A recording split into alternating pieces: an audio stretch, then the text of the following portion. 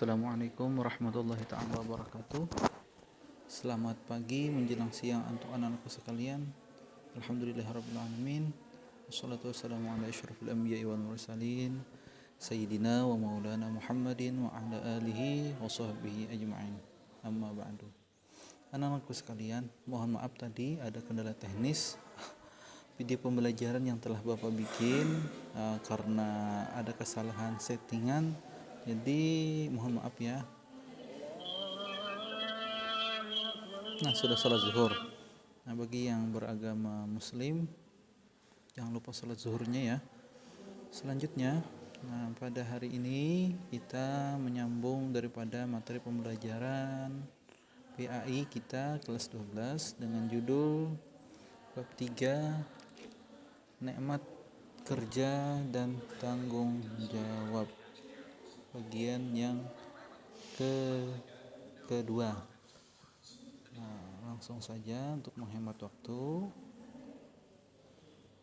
Next. Mungkin kalian bertanya-tanya kenapa pada hari ini Bapak mengirim video pembelajaran.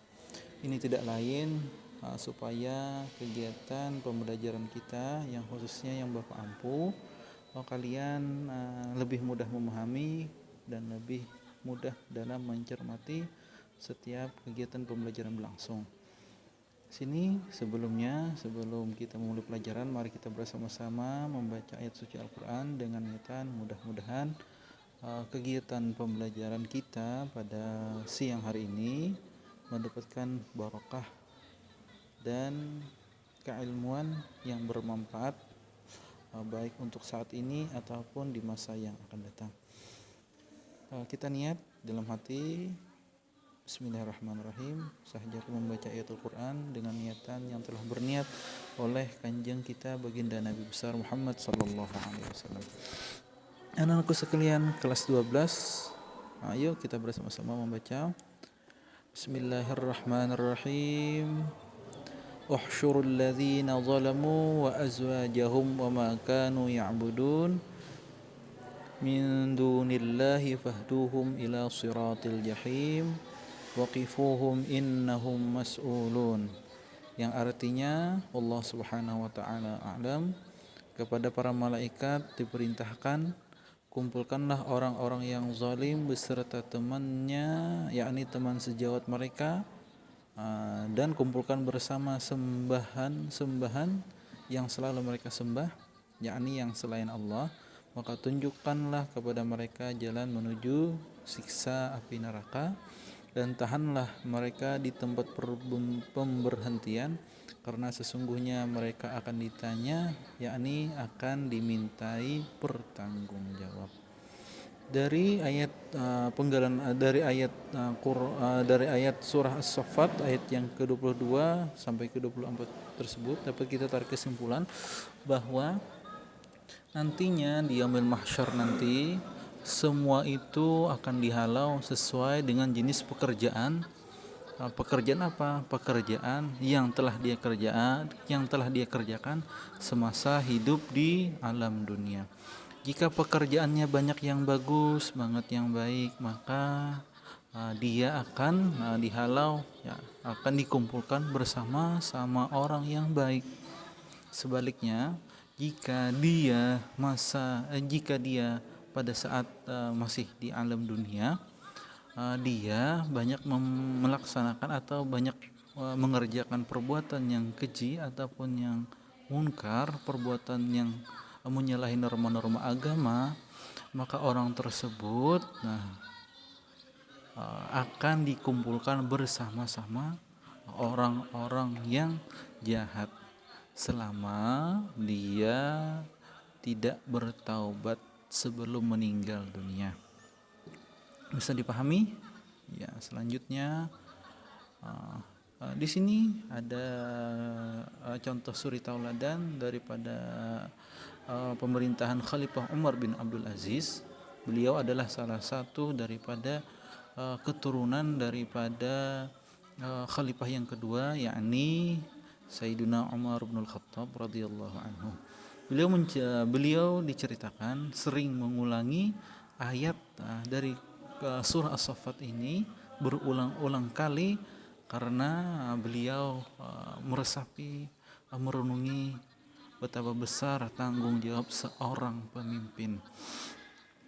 Dengan kata-kata beliau yang bijak, seandainya seekor keledai terperosok di kota Baghdad, yakni di kota sekarang negeri Irak yang dibombardir oleh Amerika Serikat, kata beliau, seandainya seekor keledai terperosok di kota Baghdad, niscaya Umar akan dimintai pertanggungjawabannya. Yakni apabila ada, kata beliau ini dalam pengertiannya, apabila ada warga ataupun masyarakat yang beliau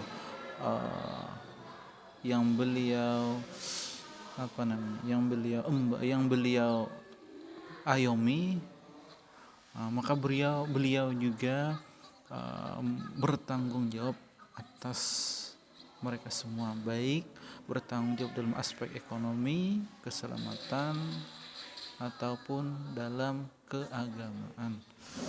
Anak-anakku sekalian, next kita lanjutkan pembelajaran kita pada slide yang selanjutnya, Islam dan tanggung jawab. Prinsip tanggung jawab dalam Islam itu berdasarkan atas perbuatan individu sebagaimana ditegaskan dalam Quran surah Al-Mudaththir nomor 74, urutan 74 ya, Quran surah Al-Mudaththir ayat ke-38, yakni kullu nafsim bima kasabat rahinah, yang artinya tiap-tiap diri bertanggung jawab atas apa yang telah diperbuatnya. Contohnya, diri kalian itu bertanggung jawab atas kedua orang tua kalian yang mengasih amanah kepada kalian untuk sekolah. Maka jangan kalian kecewakan kedua orang tua kalian. Maka jika kalian mengecewakan kedua orang tua kalian, maka bisa digarisbawahi kalian adalah orang yang tidak bertanggung jawab. Oleh karena itu, tanggung jawab seseorang tidak terbatas hanya pada amalannya saja atau sekedar dapat melewati batas waktu yang tak terbatas.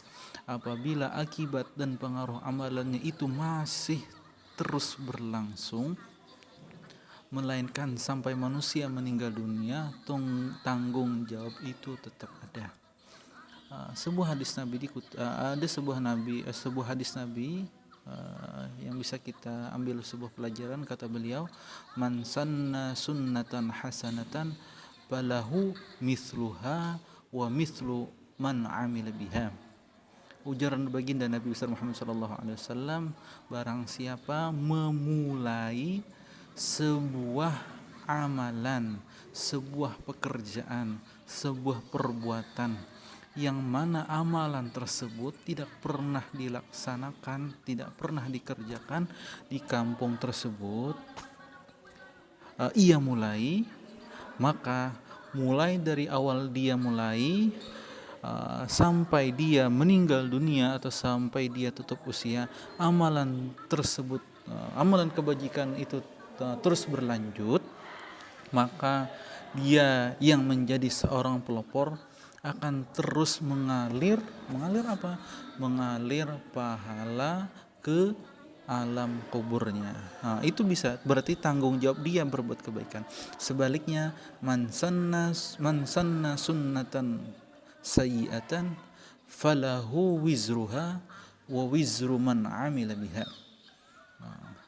Yang artinya, barang siapa mempelopori sebuah amal kejahatan, yang amal kejahatan atau amal perbuatan tersebut tidak pernah dikerjakan di sebuah desa atau di sebuah kampung, karena dia mengawalinya, amal tersebut terus berjalan mulai dari awal dia awali sampai dia tidak ada lagi di kampung tersebut, falahu wizruha, maka baginya dosa seumpama dosa orang yang mengerjakan. Dapat dosa jariah ini anak-anakku sekalian, sampai pekerjaan tersebut tidak dikerjakan lagi. Nah, naudzubillah tsumma naudzubillah. Ingat ya, itu pesan Bapak. Semisal kalian nanti khususnya laki-laki setelah menjadi kepala rumah tangga, bertempat tinggal di sebuah kampung, kalian mempelopori sebuah amal kebajikan, maka kalian termasuk orang yang beruntung. Sebaliknya, apabila kalian tinggal di sebuah kampung dan kalian mempelopori kegiatan yang jelek, maka kalian menjadi orang yang rugi. Rugi apa? Rugi dunia hatta akhirat.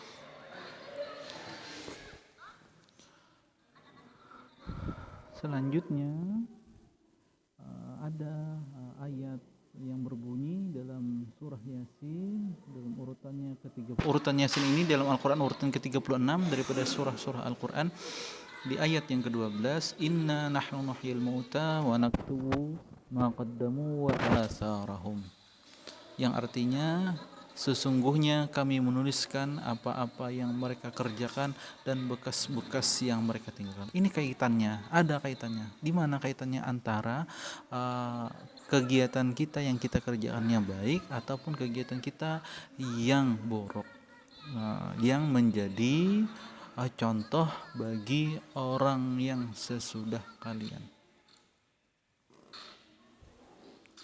Ayat ini menegaskan bahwa tanggung jawab itu tidak saja terhadap apa yang diperbuatnya, akan tetapi melebar sampai akibat dan bekas-bekas dari perbuatan tersebut. Seperti yang pertama, ini contoh yang baik, orang yang meninggalkan ilmu yang bermanfaat. Nah, orang yang meninggalkan ilmu yang bermanfaat bisa ini menjadi seorang pendidik, itu sama mendapatkan pahala jariah. Menjadi seorang ustaz, kiai sama, atau menjadi orang yang dermawan, sama juga itu. Nah, di sini ini contohnya yang pertama, orang yang meninggalkan ilmu yang bermanfaat. Ya, bagi yang cita-citanya menjadi seorang guru, monggo silahkan sampai ke perkuliahan, atau menjadi seorang pengusaha yang baik, silahkan, tergantung apa yang kalian cita-citakan. Yang kedua, sedekah jariah. Sama, ini sedekah jariah ini seperti halnya kita menginfakkan atau mewakafkan atau mensedekahkan dari uang kita ke musalla untuk pembangunan masjid ataupun kelangsungan kegiatan sebuah pesantren atau majelis ta'lim ilmu agama.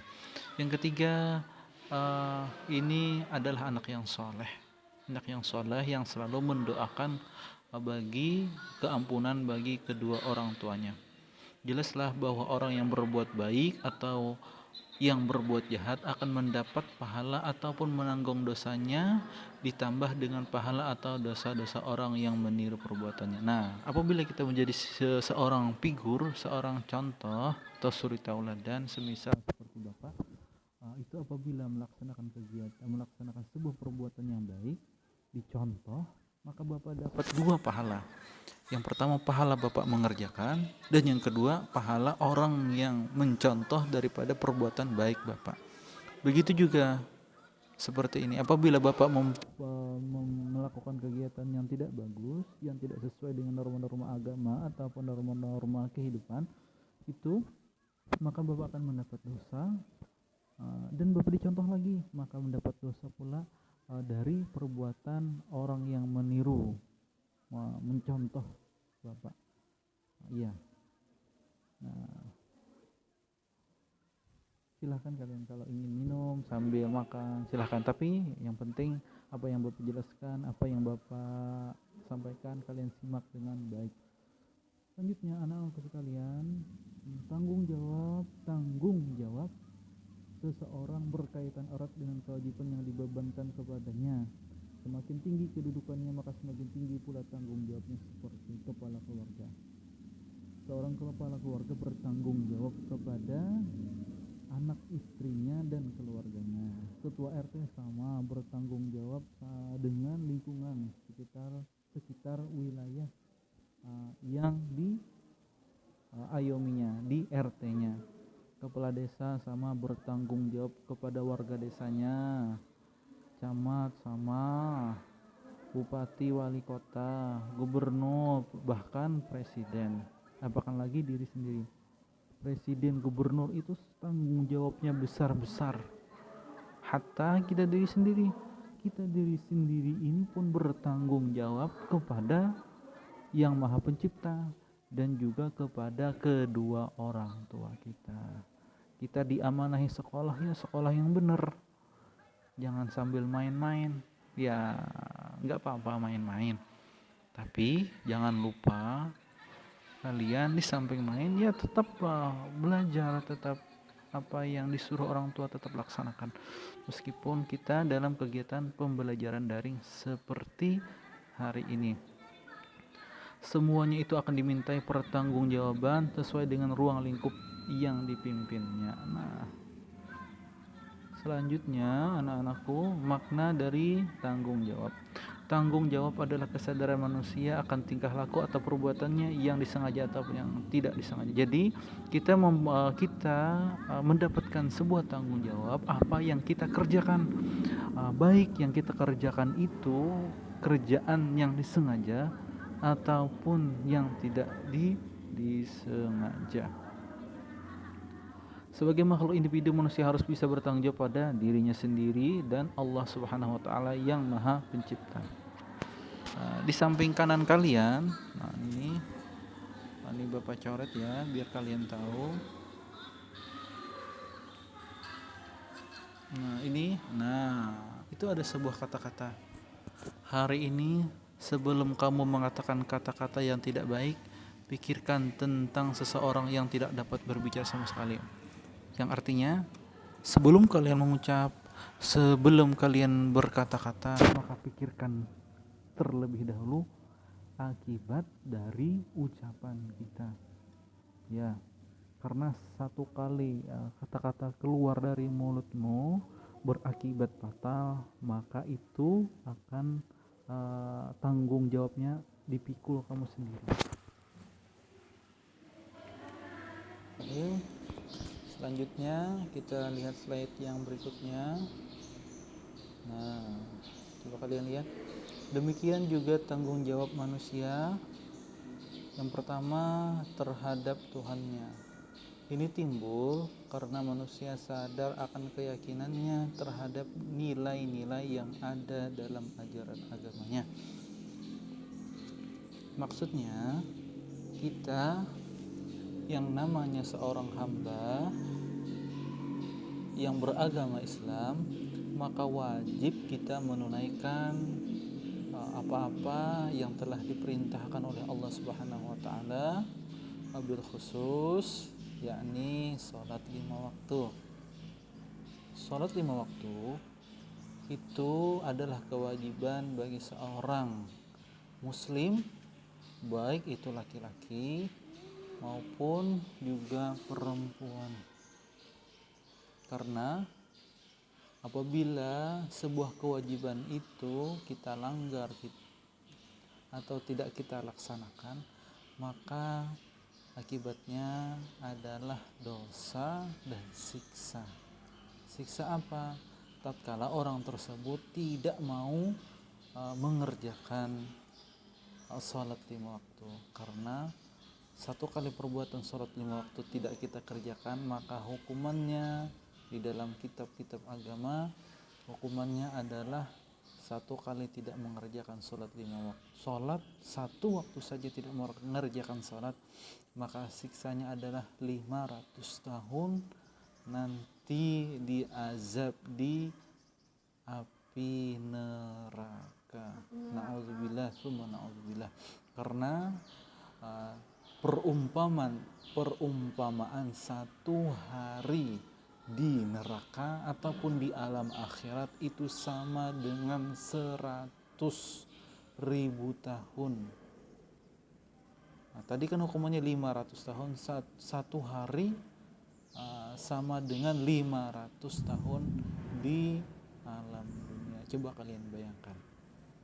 Maka kalau orang tersebut mempunyai rasa iman, pasti dia takut meninggalkan sholat, karena hukuman atau siksaan yang nantinya dia timbakan di akhirat sangatlah besar siksanya. Selanjutnya dalam konteks pergaulan manusia adalah sebuah keberanian.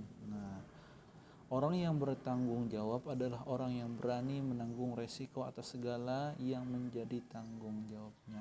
Contohnya, seorang yang mempunyai rasa tanggung jawab yang besar di dalam hatinya, apabila dia melakukan ataupun mengerjakan sebuah kesalahan, maka dia berani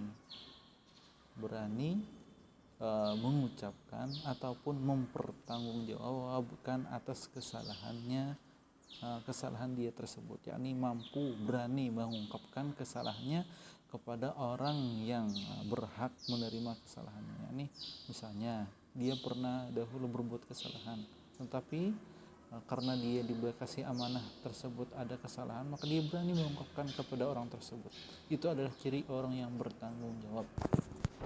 Selanjutnya, tanggung jawab itu sangat erat kaitannya dengan sebuah kewajiban. Dan orang yang bertanggung jawab itu akibatnya nantinya akan memperoleh sebuah kebahagiaan karena mampu menunaikan kewajibannya. Nah, orang yang mempunyai rasa tanggung jawab yang tinggi di dalam hatinya itu ada mempunyai rasa lega, rasa nikmat, atau lega, dia plong lah dalam bahasa sekarang ini, plong. Sebaliknya, orang yang tidak mempunyai rasa tanggung jawab, dikasih amanah, dia tidak tanggung jawab, maka sebuah beban moral nanti akan menimpa dirinya. Rasa beban, memikul sebuah beban. Padahal beban tersebut tidak dilihat kasat mata, tetapi beban tersebut ada di dalam hati. Tidak enak lah. Nah, itu adalah ciri orang yang meninggalkan sebuah tanggung jawab. Selanjutnya, hikmah tanggung jawab kepada Allah. Hikmah tanggung jawab kepada Allah, contohnya ini ada anak sedang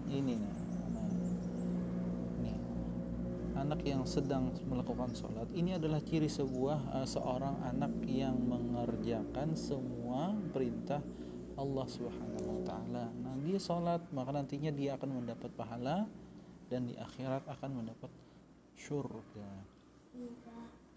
Selanjutnya, tanggung jawab kepada Allah menuntut kesadaran manusia untuk memenuhi kewajiban dan pengabdiannya kepada Allah. Nah, jadi orang yang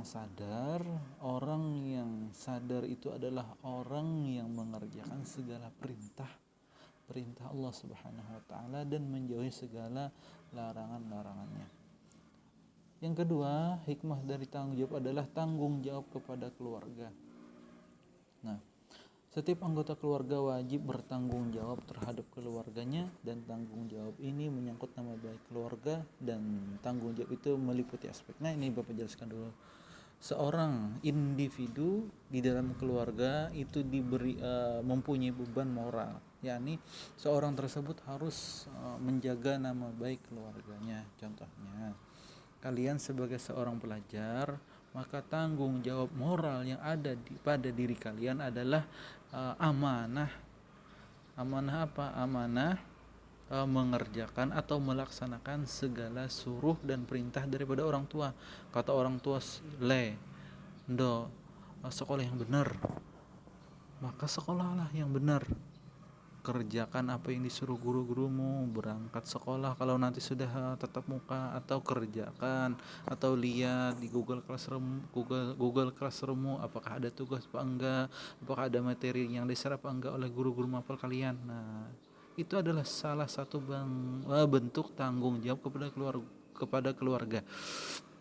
Sebaliknya, jika kalian tidak bertanggung jawab, contohnya di sekolah senang membuat onar, di grup WA senang mengucapkan kata-kata yang tidak baik, kata-kata yang di luar norma budi pekerti yang baik, maka secara tidak langsung kalian mengatakan bahwa kalian merusak citra nama baik keluarga kalian. Bisa kalian seperti itu, bisa seperti itu kalau kalian mau menjadi orang yang dicap jelek nama baiknya. Nah, misal nanti pada saat sekolah kita sudah melaksanakan pembelajaran tatap muka, contoh kalian menjadi anak yang usil, anak yang berani, anak yang suka membantah kepada gurunya, lambat laun nanti kalian akan dipanggil oleh pihak kepala kesiswaan atau pihak sekolah, ditanya nanti apa kayak gini, sampai nanti kalau sudah berakibat fatal akan dipanggil orang tuanya. Mau lo apa enggak? Nah, jawabannya pasti malu. Dan tanggung jawab ini yang dipikul oleh kepala keluarga meliputi aspek yang pertama, kesejahteraan. Kesejahteraan keluarga itu adalah kewajiban dari kepala rumah tangga. Dua, keselamatan itu juga adalah kewajiban dari kepala keluarga. Keamanan, pendidikan, kehidupan dan next dulu, kehidupan. Jadi ini adalah bentuk tanggung jawab yang dipikul, yang diemban oleh seorang kepala keluarga atau kepala rumah tangga. Begitu juga kalian bertanggung jawab kepada ayah dan ibu kalian yang mendidik untuk kalian sekolah dengan baik. Nah, itu adalah tanggung jawab juga bagi kalian para siswa dan siswi. Yang ketiga, tanggung jawab kepada masyarakat. Setiap anggota masyarakat juga mempunyai tanggung jawab dengan cara saling menjaga kerukunan dan keharmonisan antar anggota masyarakat.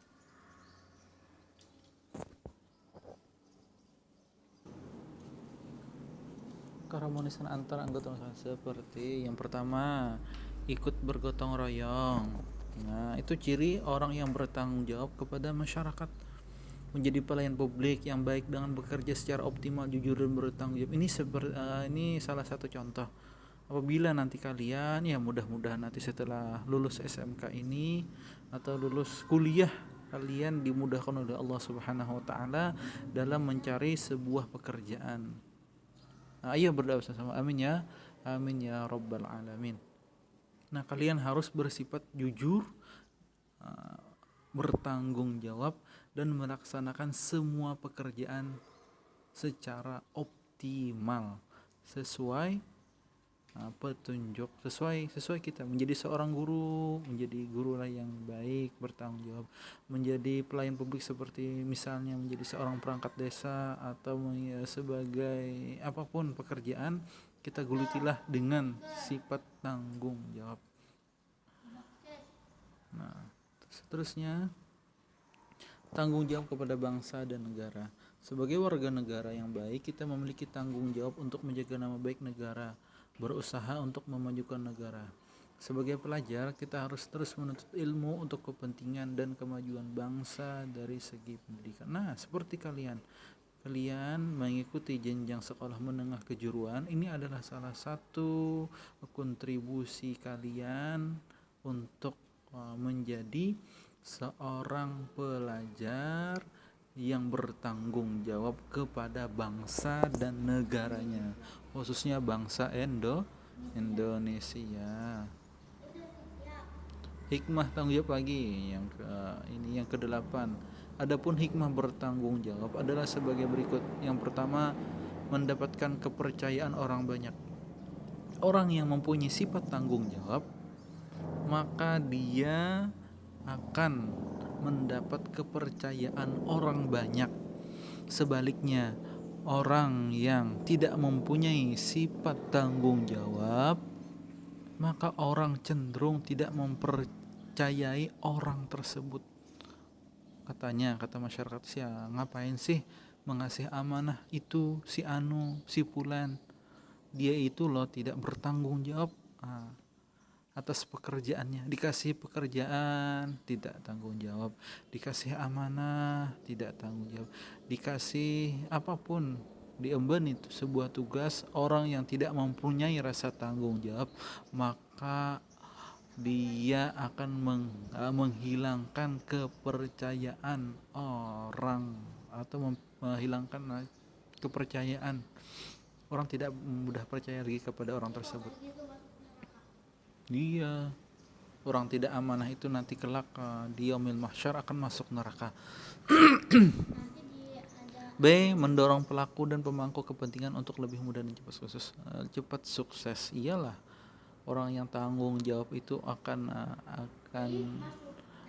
akan mendorong pelaku dan pemangku kepentingan untuk lebih mudah dan dia akan cepat menuju sebuah kesuksesan karena dia mempunyai rasa tanggung jawab yang tinggi, memberikan dampak lebih kuat, nyaman dan aman dalam menghadapi permasalahan yang harus diselesaikan. Dampaknya itu adalah orang tersebut akan memperoleh sebuah keamanan dan kemudahan dalam melaksanakan semua permasalahan yang harus diselesaikannya. Mendapat penghargaan oleh masyarakat. Nah, kalau dia mampu bertanggung jawab 100%, insya Allah dia akan mendapat penghargaan. Penghargaan bagaimana? Tidak serta-merta penghargaan itu bisa diukur dengan materi. Bisa penghargaan itu diberikan sebuah kepercayaan. Nah, apakah lagi diberi sebuah cenderamata, sama aja itu adalah bentuk sebuah penghargaan. Dan dapat memperhitungkan sebab akibat dan dampak perbuatan di masyarakat. Nah, itu sama, orang yang bertanggung jawab itu sudah mampu dia mengukur, apakah ini dampak negatif dan apakah ini mempunyai dampak positif dari apa yang ia kerjakan. Itu adalah bentuk bentuk dari hikmah orang yang mempunyai rasa tanggung jawab. Mendapatkan solusi dan pengembangan yang tepat, akan merasakan lebih tenang, aman dan nyaman dalam segala. Orang yang mempunyai tanggung jawab yang tinggi itu, maka ia hatinya akan merasa tenang, aman, tentram dan nyaman. Nah, ini tugas ini Bapak tujukan kepada siswa atau siswi yang belum sama sekali melaksanakan tugas clipping dari Bapak. Tugas clipping dari Bapak ini bisa kalian dapatkan dari surat kabar ataupun artikel online. Silahkan kalian bikin. Bil khusus yang belum mengerjakan ini, Bapak tujukan supaya mengerjakannya di kertas HPS. Jadi kalian potong-potong, kalian aturlah bagaimana yang bagusnya. Ya, Bapak tunggu tugas ini sampai minggu depan. Dan tugasnya ini, poin terakhirnya, di samping kalian membuat clipping, terakhirnya ini jelaskan nilai-nilai luhur dari kepribadian yang dapat dipetik. Dari yang kalian artikel yang kalian cari itu, jelaskan nilai-nilai luhur dari kepribadian yang dapat dipetik dari cerita, artikel atau surat kabar tersebut. Bisa dipahami? Apa ulang? Tugas ini adalah tugas bagi siswa atau siswi yang belum mengerjakan tugas di minggu yang lalu. Dari minggu yang lalu. Jadi tugasnya membuat sebuah